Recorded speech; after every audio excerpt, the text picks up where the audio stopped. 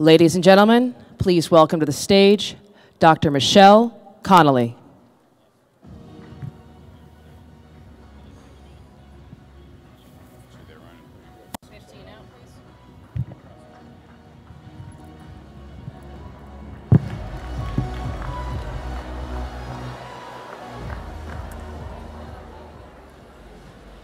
Hello, I'm Michelle Connolly. I'm an economist at Duke University and served twice as chief economist of the Federal Communications Commission. I was not listed on the agenda. I'm a little suspicious that if you heard an econ professor was going to speak, that you might leave. The panel that we will have today with our very accomplished speakers is speaking to the issue of economics and economic policy that will benefit the middle class in the United States. My background is in growth economics, and I always teach my students that the most important thing that will help average Americans is growth. Growth in GDP per capita is the most relevant measure because it's showing how much income, it's essentially the equivalent of thinking of average income in the population. And why do I think this is the most important thing? Well, think about this. If you have a 4% annual growth rate per capita, your income will double in 18 years. So in one generation, you double your income. If, on the other hand, you have a 1% growth rate, then it will take 3 generations. It'll take 70 years before average income doubles in the United States. So here, since everyone's talking about GDP growth, I thought it'd be useful to actually show the data. Here I have a graph. In the blue line, this is real US GDP per capita, so some notion of average income per capita in the United States. That's the blue line. The red line is the trend growth rate over that time period. The trend growth rate over that period was about 2% growth per year. That holds even if we go back to the 1880s in the United States. But notice something. Since the bottoming out of the recession in 2009, we have the blue line at the very top, which you can see is significantly below trend growth rate. In a recovery, you need the growth rate to be above average, not below. So fundamentally, something is happening here that is of great importance.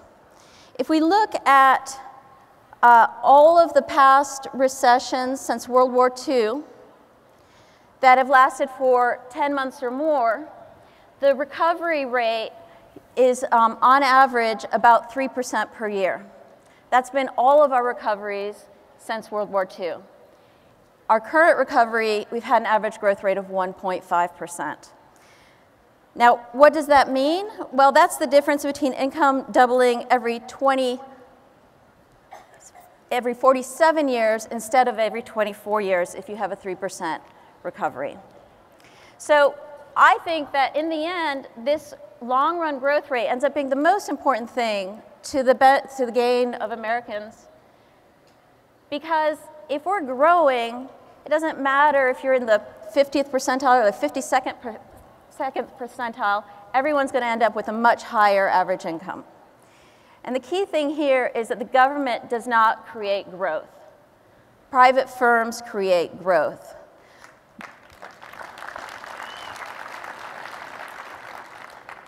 What is the role of government? The government provides the environment in which the private sector creates this growth. The government can create a positive environment or it can create a negative environment. It can create a positive environment that will encourage innovation, investment, and production by using rule of law, providing infrastructure, intellectual property rights, military protection, free trade, and education. Or it can create a negative environment which will actually discourage innovation, investment, and production. It can do this by attempting to decide which firms or industries should be favored over others. Think Solyndra. It can do this by creating regulatory uncertainty. It can do this by increasing taxes to pay for the always increasing size and number of government projects. And it can do this by increasing the effective taxes and distorting optimal firm choices through excessive regulation. I wanted to mention something today. A few hours ago, we had what is the most perfect example of really bad regulation. The FCC decided, at the assistance of the White House, to impose net neutrality rules on the internet. The administration doesn't seem to care that over the last 2 decades, the internet has done amazingly well. In fact, it's one of the large drivers of our growth. And all of this time, it's been doing that without any government regulation.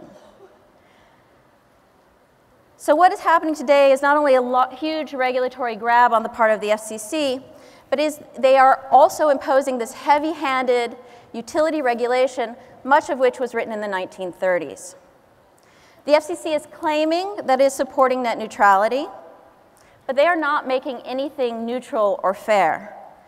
What they're doing is they're making it possible for the FCC to decide what is neutral and fair whenever they feel like it. They're making it possible for the FCC to impose new taxes on the internet, to impose new obligations, basically to impose anything that the FCC eventually decides that it wants to impose on this industry. Tim Wu coined the term net neutrality. Today, I'd like to coin the term net neutering.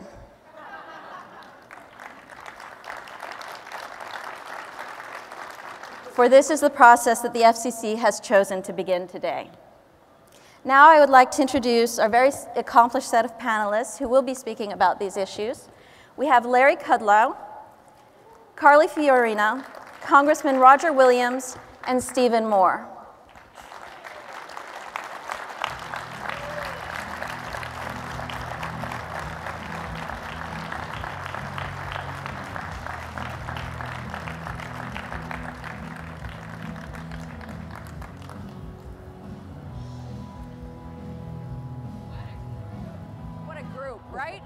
Group. You were right there. So let me give a brief introduction of each of our panelists. Larry Kudlow is the CNBC senior contributor and radio host of The Larry Kudlow Show. His career began, like me, at the Federal Reserve Bank of New York.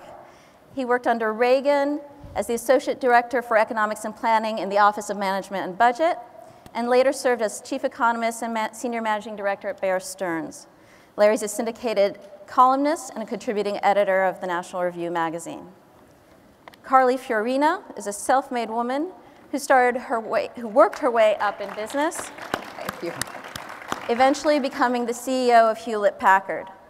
Carly is currently the chairman of Opportunity International, one of the world's largest microfinance institutions, chairman of Good 360, which donates excess merchandise to charities, chairman of the Unlocking Potential Project to engage women in the political process, and of course, she is the current chairman of the American Conservative Union Foundation.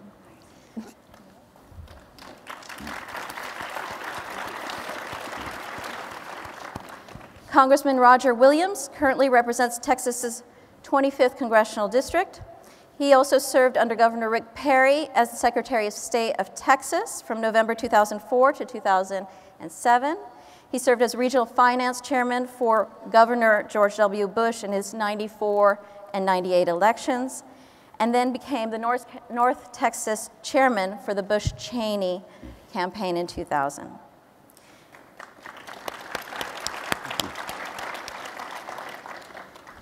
And then Stephen Moore is the Chief Economist at the Heritage Foundation. In the past, he was a member of the editorial board in the Wall Street Journal, and he was the founder and past president of the Club for Growth.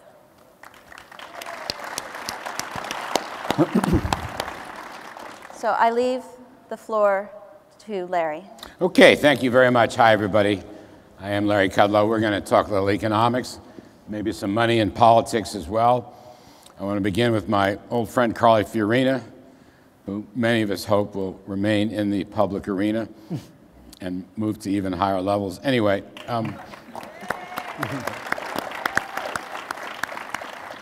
so the economy basically has been growing at 2% for this entire recovery. And it's basically been growing at 2% for the last 15 years. Historically, I looked at some numbers. Since World War II, we've grown at 3.5%. Did you know over the past 100 years, from 1900 to the year 2000, I think that's 100 years. Anyway, we grew at 3.4% per year. So we can't do 2%. It's not American. We lose our leadership, we lose our employment, we lose our vigor. What would you do first? First thing you would do? Well, first, I think we have to acknowledge that 2% is not a new normal that we should get used to. And I say that because the administration keeps declaring victory. It keeps declaring victory. We're growing more jobs, we're growing. No, this isn't victory. We cannot accept this. The second thing we have to recognize is that the cost, the complexity, the bloat, the corruption of government is part of the reason our growth is slowing. The tax code is too complicated. The regulatory structure is too complicated. The result of that is too much crony capitalism, the big get bigger. As I said earlier today, small businesses are getting crushed. So in other words, we have to start with the fundamental that we need to lift the weight off the economy so that we can get going and growing again. And then we have to as well acknowledge that in this, the 21st century, we have to compete for every job. We have to fight hard for every job because everyone, everywhere around the world wants jobs too. Steve Moore, can I please have a 15% flat tax? You're more radical than I am. I want it. I want a 15% on the income tax. I want 50% on the corporate tax. I want to quit double and triple taxing in cap gains, dividends. Estate is like a quadruple taxing. Right. I want the Republican Party, I want the candidates running for president to start talking about this kind of sharp, tough tax reform. Yeah. Now, tell me, I know I'm a dreamer, but I want you to tell me how to do it. All right, well, first of all, let me answer your question about the most important thing we can do to get growth up, and that is to make sure that she does not become president in 2016. And I'm not talking about this she. Good to be clear, Steve, good to be clear. Look, we know this. We know that we had this incredible spurt of growth under Ronald Reagan. Reagan took the highest income tax rate. Larry, you were there when it happened. The highest income tax rate went down from 70 to 28%. Not only we had the fastest period of prosperity in American history for 20 years, but we also tripled the revenue. So the Laffer curve worked, ladies and gentlemen. Lower tax rates mean more revenues, right? I mean, this is a lesson we learn over and over again. And when you ask this question, I just have to say, I looked at the president's budget, and it is such an abomination. And the president basically would raise taxes on small businesses, he would raise taxes on investors, he would raise the inheritance tax in this country to over 60%. The government would take over half of everything that is earned from people who die with an investment. Those are the kinds of things that have to be stopped. Larry, I think our agenda is to try to make sure that the Carly Fiorinas and the Jeb Bushes and the Scott Walkers and the rest adopt a flat rate income tax. By the way, you think the tax system is messed up? There was a poll that was taken a few weeks ago. Even IRS agents think the tax system is too complicated. So it is a mess, and that would be my top priority. And the real question is whether we have a flat tax or a national sales tax. That's the question. Do we want a low rate flat tax, or do we want a national sales tax? And I would take either one of them. Roger Williams, you were in business. You started as a businessman. Yep. So I need some help here. President is raising the tax on capital gains, he's raising the tax on dividends, and he's raising the tax on estates and inheritances. In other words, he's going to raise taxes on investment in order to distribute the money to whomever he wants to distribute the money to. Explain this to me. How can you have a new job without a business to provide the job? And I'm going to go even deeper, Roger. How can you have a business to provide the jobs if you're always taxing the investment that has to go into a business? I don't understand this. Investment leads to businesses, leads to jobs, leads to incomes, leads to consumer spending. How? I don't get this model. You got to explain it to me. This is a new model. You obviously missed Hillary Clinton sang recently, don't let anyone tell you business creates jobs. Oh, yeah. You missed that.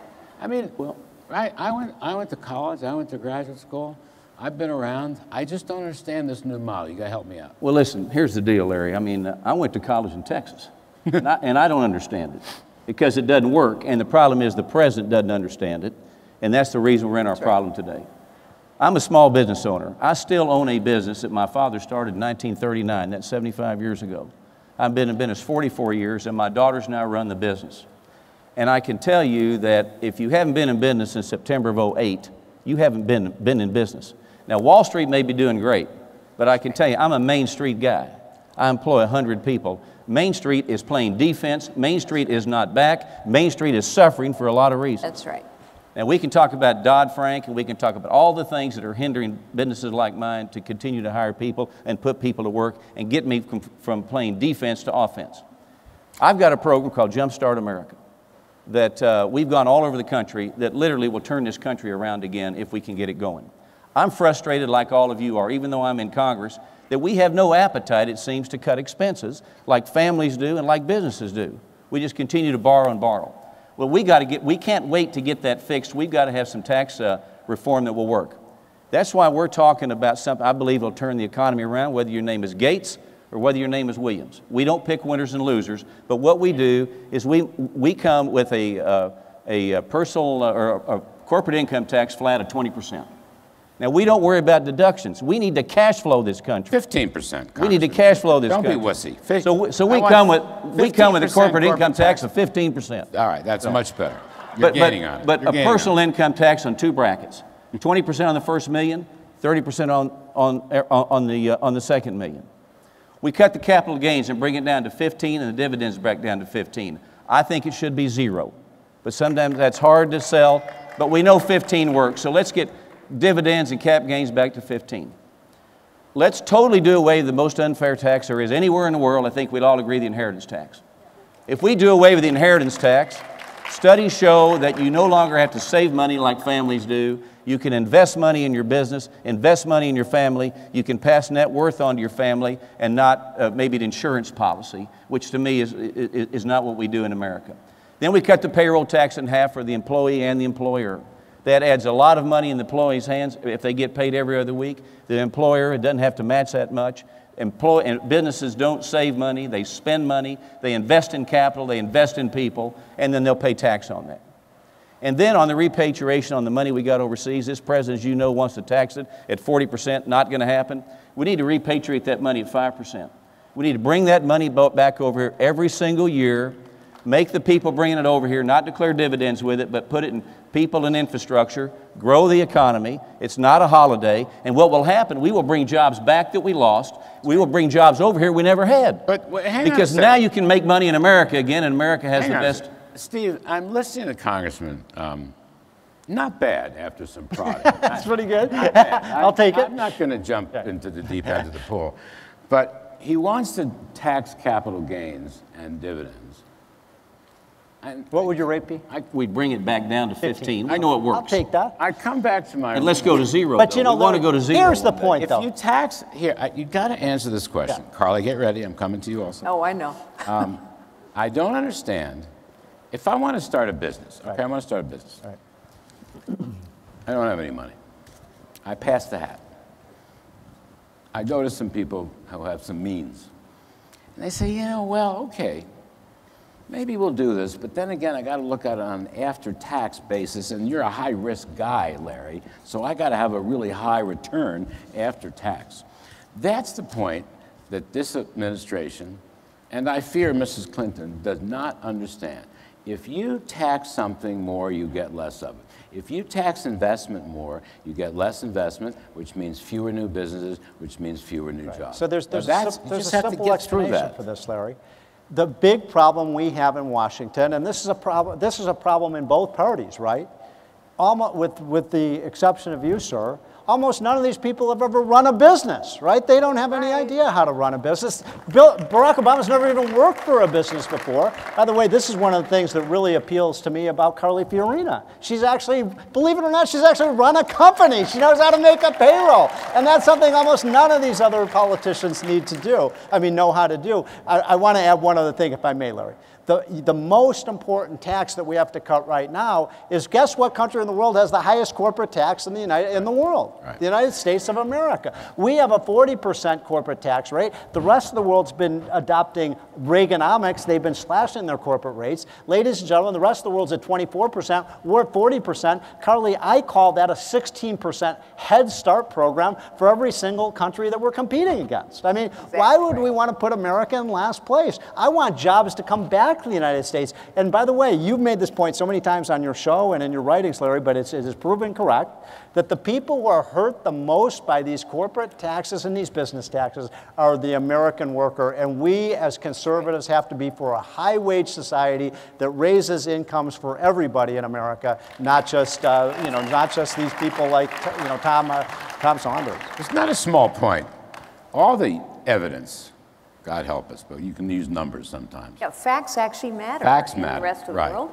And all the evidence shows that the people who suffer the most from the high corporate income tax are middle-income wage earners. So we all talk about helping the middle class.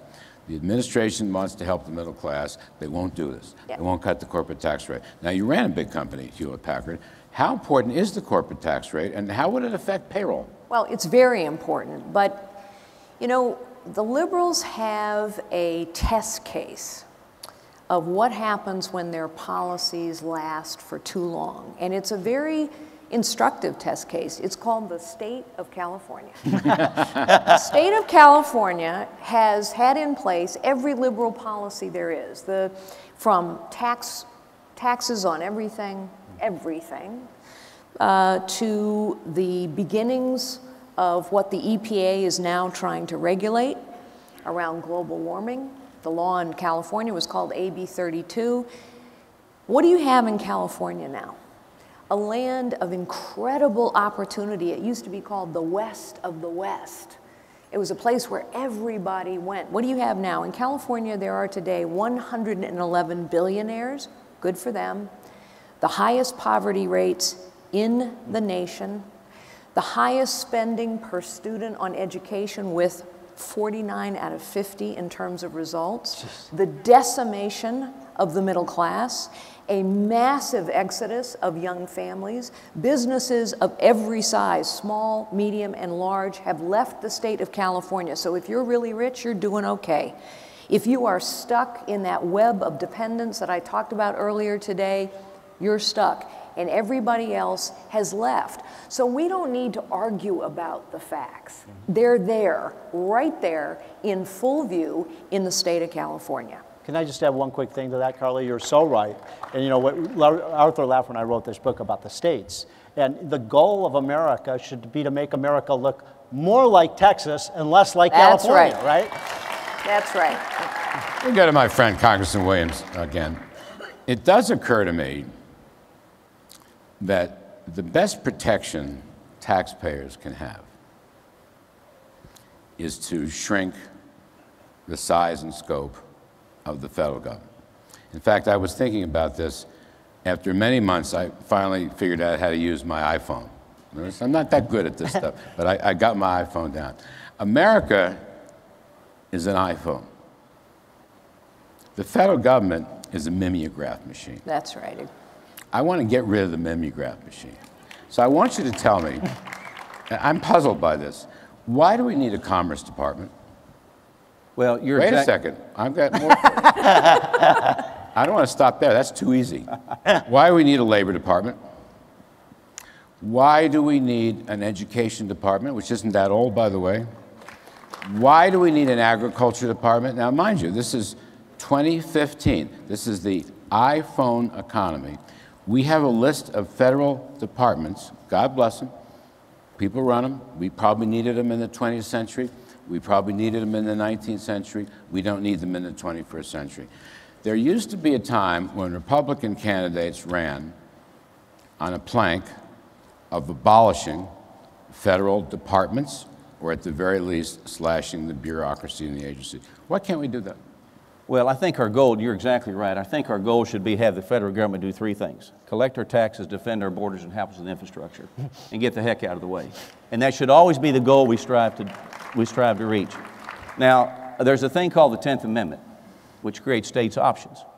And much like what you just talked about, I look at America as a big holding company. And inside that holding company are 50 small businesses. And those businesses should compete against each other. And those businesses and the holding company and the states have 330 million customers that are begging for service, begging for a return on investment, begging for somebody to treat them right. So I think what we need to do is we don't need a commerce, we don't need an education, we don't need the EPA. All the things we talk about, we don't need. Pass them to the states, let the states compete against each other, and then let the customers go to those states, do business in those states, live in those states like they see that they want to be. Why do I need an energy department? Oh, my God. Well, you have an energy department in Texas if you'll leave us alone. I'm saying, but the energy department is leave the nuclear weapons alone. That's a separate issue.